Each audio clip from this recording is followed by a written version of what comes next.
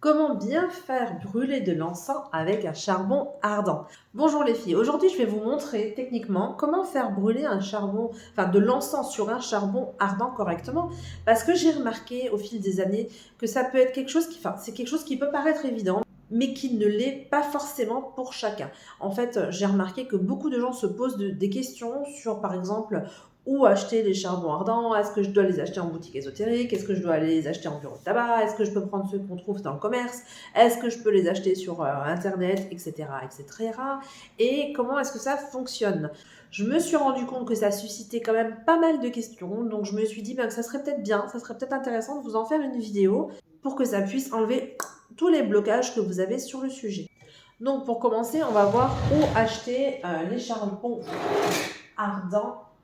Donc, vous n'êtes pas obligé de les prendre en boutique ésotérique, mais vous pouvez les prendre en boutique. C'est pas important en fait. Vous pouvez les acheter n'importe où, dans des magasins orientaux, dans les bureaux de tabac, dans les grandes surfaces. Vous pouvez, enfin, peu importe. Donc, souvent, ce sont des tubes. Et donc, ça ressemble à ça. Et c'est là-dessus qu'on va venir brûler notre encens en résine. Alors, souvent, vous achetez des encens en bâton de peur de mal faire, de vous tromper, ne sachant pas comment le réaliser. Et pourtant, les résines naturelles sont quand même beaucoup plus intéressantes. Elles sont beaucoup plus fortes en énergie, l'odeur est meilleure, il y a moins de produits chimiques, etc. Donc, pour le manipuler, vous allez utiliser une pince. Alors, tout bon sorcier a une pince à charbon, sauf moi.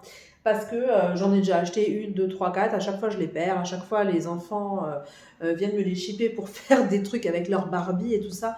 Alors finalement, j'utilise mes doigts, ce que je ne conseille pas parce que vous risquez de vous brûler. Mais par flemme d'aller... Enfin, j'en ai déjà acheté 4 ou 5 et maintenant, du coup, j'en ai marre d'aller tout le temps m'en acheter pour aller le chercher dans le bac à Barbie. Alors du coup, en fait, j'utilise mes doigts, tout simplement, et ça ne me dérange pas, mais c'est quelque chose que je déconseille parce que vous risquez quand même fortement de vous brûler. Vous pouvez utiliser soit une pince à sucre si vous en avez une à la maison, soit vous, vous achetez une pince à charbon, hein. Ça se trouve à côté, souvent en magasin, ils les mettent juste à côté. Et puis voilà, quoi, le tour est joué. Donc maintenant, je vais vous montrer comment l'utiliser. Donc la première chose à faire, hein, si vous voulez faire brûler des encens en résine, c'est de vous acheter un petit encensoir. Donc moi, en ce moment, j'utilise celui-ci. Les plus pratiques, ça sera ceux qui ont soit des chaînes pour les transporter. C'est hyper pratique aussi pour la fumigation. Parce que vous pouvez du coup, hop, vous pouvez le prendre en main pour faire des fumigations. Ou ceux qui sont pratiques, c'est aussi ceux avec des poignées. Mais bon, moi j'ai celui-ci qui est sorti. On va utiliser celui-ci. C'est juste pour vous montrer comment fonctionne le charbon. Alors, vous prenez votre petit charbon. Voilà. Ce qui est pratique, moi je trouve que c'est plus pratique de le prendre avec une pince et d'aller l'allumer directement à votre bougie. Parce que quand vous le faites avec des allumettes, souvent, ça prend un peu de temps. Ça prend un peu de temps. Ah, vous voyez les petits crépitements que ça fait? Là, il est en train de s'allumer. Et ça prend un petit peu de temps et du coup, vous allez utiliser 3, 4, 5, 6 allumettes. Alors que si vous le faites à une bougie, bon ben voilà. Et une fois qu'il a fini de faire ses petites étincelles, c'est qu'il est prêt. Ce que je vous conseille, c'est de vous mettre à une fenêtre. Parce qu'en fait, là, je le ferai pas pour la vidéo parce que moi, j'habite en centre-ville. Alors, si j'ouvre mes fenêtres, on entend trop les voitures dehors, ça va déranger la vidéo. Mais hop, il est en train de chauffer. Voilà. Mais le top, c'est de vous mettre, vous voyez les petits crépitements, voilà, c'est que le charbon est en train de se préparer.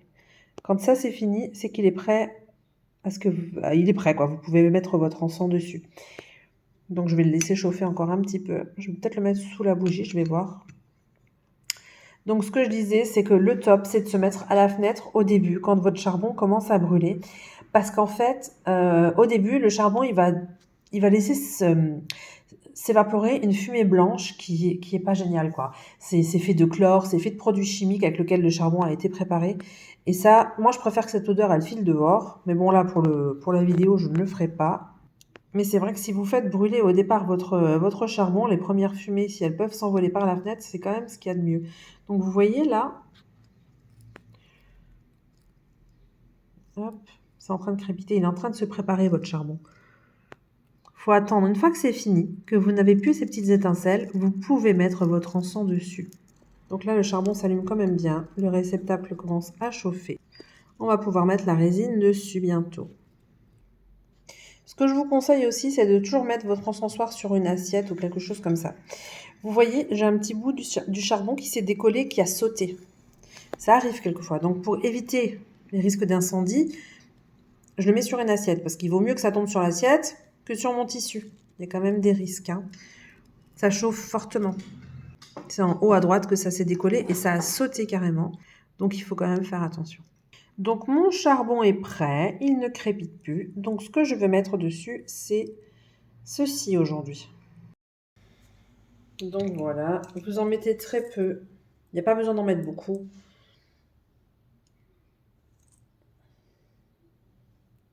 Vous mettez 2-3 grains. Vous le laissez se consumer. Et ensuite, une fois qu'il est consumé, qu'il commence à noircir, hop, vous pouvez le pousser. Vous le faites tomber dans l'encensoir et vous pouvez en remettre. Il n'y a aucun problème. Donc vous voyez, il a noirci. Et une fois qu'il est noirci, voilà, c'est fini. Les principes actifs sont sortis. Il n'y a plus rien. Donc vous pouvez le retirer. Bon, celui-ci, il est un petit peu particulier. Vous voyez, il fait des petites bulles. Il devient un petit peu liquide. Mais la plupart des encens ne font pas forcément ça. Ils deviennent juste durs, secs. Tout est sorti, tout le principe actif est sorti, hop, vous le poussez de côté et vous remettez de l'encens si vous avez encore envie d'en brûler, si vous avez envie de continuer le rituel, etc., etc. Donc voilà les filles, vous savez maintenant à présent comment brûler de l'encens naturel. J'espère que cette vidéo vous aura plu. Mais avant de me quitter, j'ai quand même 2-3 trucs à te dire. Pense bien à télécharger en dessous ton test gratuit. Donc, quelle sorcière sommeille en toi pour savoir quel type de sorcière tu es et pour savoir quelles actions tu dois mettre en place.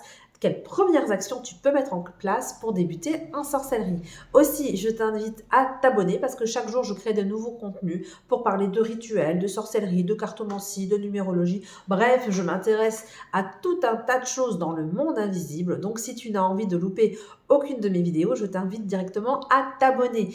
Et aussi, je t'invite à liker si ce contenu t'a plu. Parce que si tu aimes les vidéos tuto, d'explications sur les choses basiques de la sorcellerie, fais-le moi savoir, like la vidéo, comme ça je saurai que ce type de vidéo t'intéresse. Et moi, ça me donne toujours un coup de boost, ça me donne toujours envie de te créer de nouvelles solutions pour t'aider à mettre le pied à l'étrier dans le monde de la sorcellerie.